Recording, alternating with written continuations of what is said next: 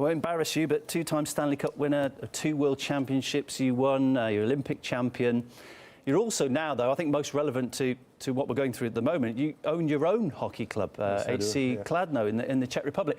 How difficult is it owning a club in times of coronavirus? Oh, it's very difficult. You know, anybody who's going to sit here as an owner, they're going to tell you it's the most difficult time. So, you know, no fans. We were locked down for 2 months. We start playing again, but no fans. We couldn't practice, so it was kind of tough. Tough for anybody who plays sports. People think Jaromir Jagr, the hockey player, and you're synonymous with success in the sport. I would imagine this is one of the most challenging experiences you've ever faced. Well, you know, I'm still playing. I'm going to be close to 50, so I want to play till 50. I always said I want to play till 50. I want to try to play till 50, but also I'm the owner. So this is the toughest. Of course, it's not easy, especially not in this time. But you know, it's a challenge. You know, I like challenges in my life. So you know, I'm trying to do the best I can do. I think in a previous interview that you did, you talked about the challenge of getting fans back into the stadiums. How big a problem is it for the club to get fans back in, financially and maybe in other terms as well? Well, first of all, you know, when they asked us before the season if we want to play without the fans, I was the guy who said, no, it doesn't make any sense. You know, play sports without the fans, it wouldn't make any sense. Right now, when they ask me, you know, I said, yeah, let's play, at least play. Even if without the fans, at least play. It's, you know, we can be on a TV, you know, you know, there's a lot of money from the sponsoring, so the sponsors want to play the game. They wanted to do it. So without the fans, there's no money coming in the club. But at least, you know, we can be on a TV, at least we can play, we can keep playing, we can be practicing. And people who love the sports, you know, at least they can do their job.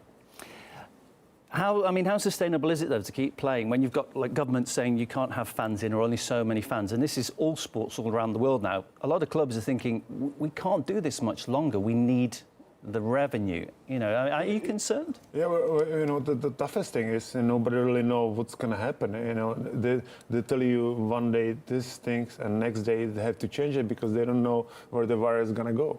You know, how tough is it? You know, we were in Czech Republic, we were pretty cool. We were pretty good, you know, 3-4 months ago. We thought it's going to be everything okay. All of a sudden, the second wave come, and you know, they have to lock everything down. How are you dealing with cases where your players test positive? What kind of processes do you have for dealing with that? Same thing. They changed it before. If one guy got tested positive, the whole team have to go to quarantine, and we couldn't do anything. We were locked down for 2 weeks. Now they're changing a little bit. Whoever is positive, they just stay home for 10 days, and the rest of the team can practice and play. It's changing day by day. As a sports fan myself, watching sports that are taking place on TV, I immediately notice the lack of atmosphere without the fans there. How big a problem is it, even just for the players when they're performing, not having fans? Well, first of all, we are professionals, so we should be able to do it. But you know, of course, it's totally different. There's no excitement, you know. Me personally, I always play for the fans. I always wanted to satisfy the fans. I always feel like if, you know, whoever comes to the game, give them the best you can every game. All of a sudden, there's nobody else. It's like a practice. But I said that again, we are professionals, so we have to keep playing, no matter what kind of situation it is. Do you think this might be a moment where sports will have a little bit of a rethink in the way things are going? Because let's be honest, throughout, I think we're similar ages, throughout our lifetimes, there's been this kind of exponential growth in professional sports of the amount of revenue, their businesses these days, the amount of income that goes to the players because the clubs themselves make big money. And there has been a disconnect as established between, you know, your average fan on their average salary and what the players get. Suddenly that's become a little bit of an issue, I think, when fans are maybe losing their jobs, they're struggling to survive, and they see players getting these huge amounts of money and almost like they're on a different level. Well, you know, it's tough to say. You know, it's tough to say. It depends what kind of sport is it, what kind of country is it. You know, in our country, you know, the players doesn't get anything.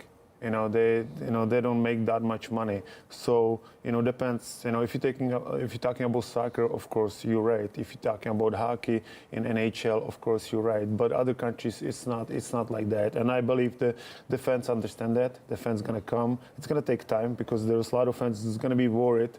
They can get sick. There's all of a sudden they find out their life without a sport. Before, some fans they don't know how to react. Oh, there is no sport, there's no hockey. What am I gonna do? All of a sudden, they find other stuff to keep entertaining. So it's gonna take time, but I think it's sooner or later it's gonna be okay. How important do you think it is to have sports? Because there was this period where all sports seemed to stop. Then they came back. How important a role do they play in society? Because people need some uplifting, a bit of cheer at the moment. You know what? To me personally, you have to look at the sport two ways. The professional sport, the one way, and the other, just to keep moving, to do sport in your life, and I can see it myself when I got older. And if I don't do anything, just sit around, lay around, my body start hurt, And everybody have to go through this. So any sports you can do, it's keep you healthy and more happy. You get more energy and you get more excited for their life. So the sport is such a crucial thing for their life. I'm really interested to get your perspective on the fans. I know you've kind of become synonymous with a player who really does just play for the love of the game. I get the impression even if there wasn't big money on the table, you would have still been playing for the pure passion of the game and the fans.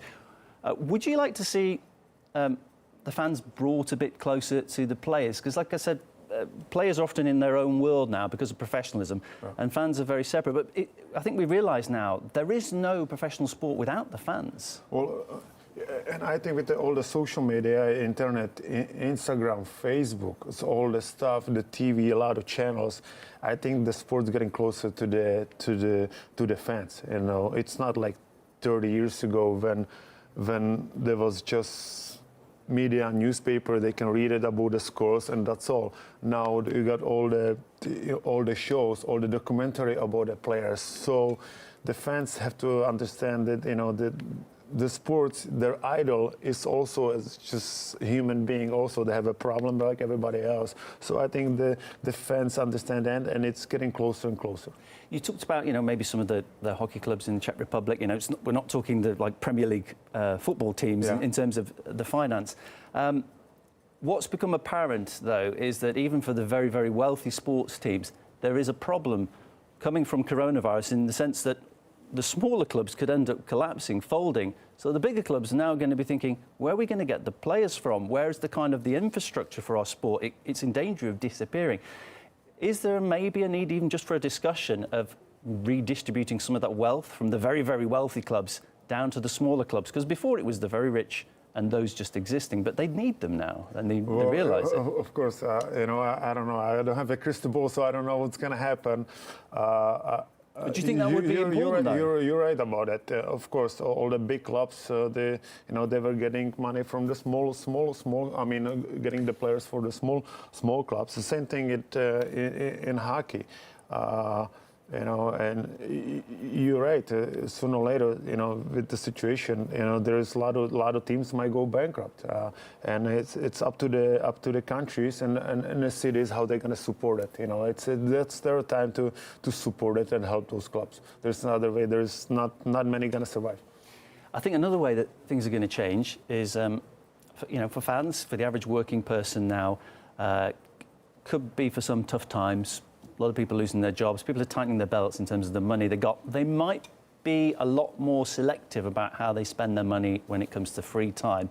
That could change, the sports that people go to watch. They might look for cheaper sports. Maybe they'll go for more local sports teams that cost less. Could it even be an opportunity for some sports clubs? Get the local community rallying around them. Well, once again, I don't know. You give me the question, I'd be thinking maybe opportunity. If I was involved in a club at a local level, I'd be thinking. But on the other side, there's the sports are very popular in our country. There's soccer. The people are always going to watch soccer, and second sports hockey. There's always this is. In Czech Republic, hockey is number 2, number 1 for the fans. So I believe they're always going to come to watch it. But on the other side, you're right. They might pick the cheaper stuff. You know, they might pick the best stuff. You know, before they could go everywhere. Now they say, hey, I don't have that much money to go every day, so I go once a week. I pick the best team. Like I said, you've won so much. I'm sure you've had lows as well in professional sport. Is this the strangest time you've been through? Well, it's such a challenge. You know, sometimes you wake up and you're kind of bored. You don't know. You don't see the light in the tunnel. It's for everybody else, also for me.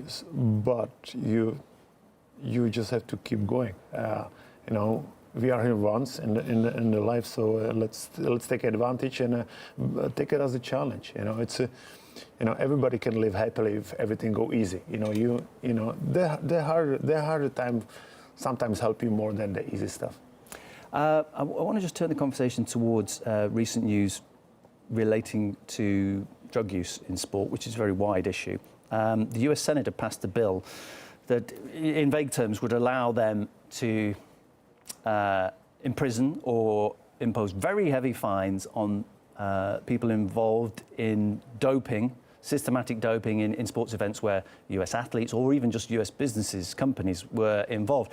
It's very far-reaching. It gives the impression, some might say, of the US appointing themselves as some kind of like sporting doping world police. I'm sure a lot of athletes will be quite concerned at the prospect of, you know, some of the punishments that are out there. Even WADA themselves, who kind of previously had that role, well, still would think that they do. Well, they're not very happy about this announcement. I just wondered what you thought of it. Well, you know, that's the first time I heard it.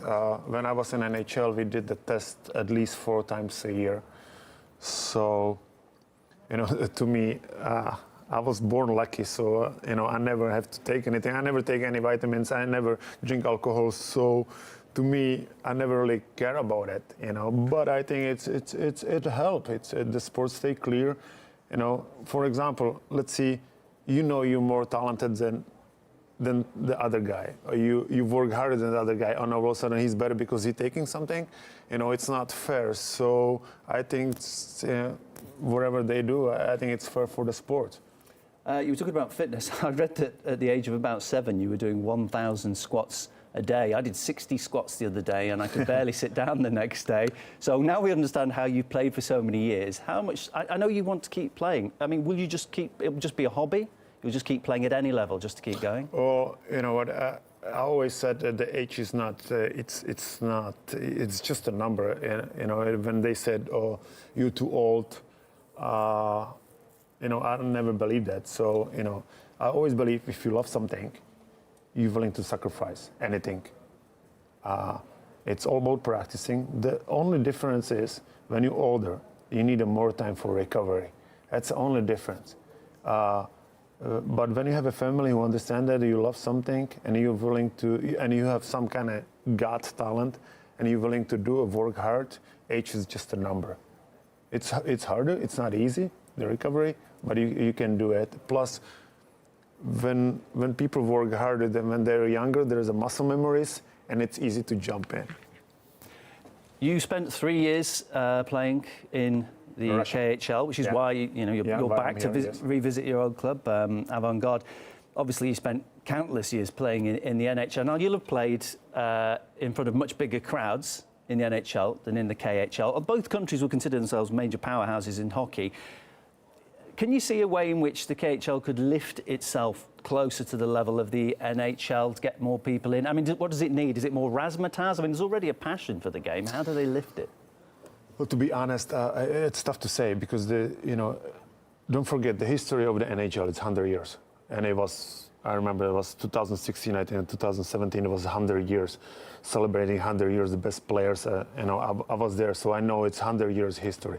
KHL, it's only 10, 12 years. So it's huge. It's huge difference. So, when you ask around the world the younger players where they want to play, what's their goal?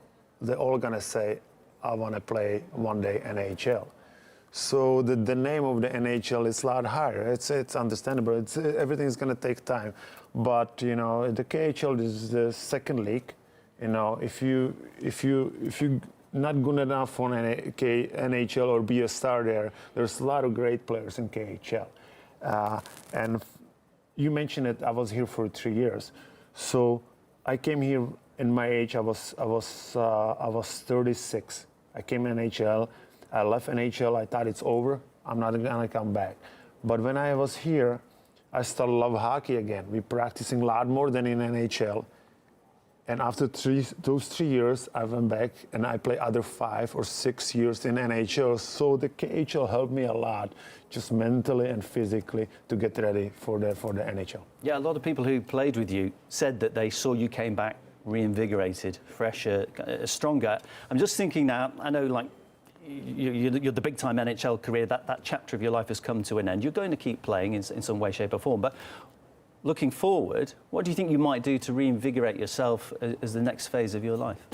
Well, everything happened for a reason. So I guess, playing in Russia happened for a reason. I took a chance. I was very religion. I was same religion wherever it's in Russia, so it helped me a lot. I become more religion here in Russia. It helped me, and I believe in God a lot more. I stopped hiding it because to be a religion in the Czech Republic, it wasn't very popular. Now it's changing, everything changing. So I stopped hiding it, and that kind of stuff in my life helped me a lot. And also, the practicing and all the stuff. So whatever happened, and I just have to take it as a challenge. Jaromir, thanks so much for taking the time, come and speak to me. Yeah. Best of luck with your... It was a long interview, right? You said that some guy said that before. It was a long interview. Yeah, it was a long, but I like to think... And it was tough questions too. I gotta give you that. It was a tough question. Every question I have to think about it. There's not many people who ask me this kind of question. So it's you're pretty good. I give you that. You're pretty good. I hope that's a good thing, Jaromir. I'd like to say I stayed speaking to you so long, and you stayed, I hope, because it was an enjoyable conversation. It was, but it was tough. It was hard. It was hard to think. Jaromir, I hope we'll see you again anyway, because I've always got more questions to ask. Hockey legend Jaromir Jagr is my guest.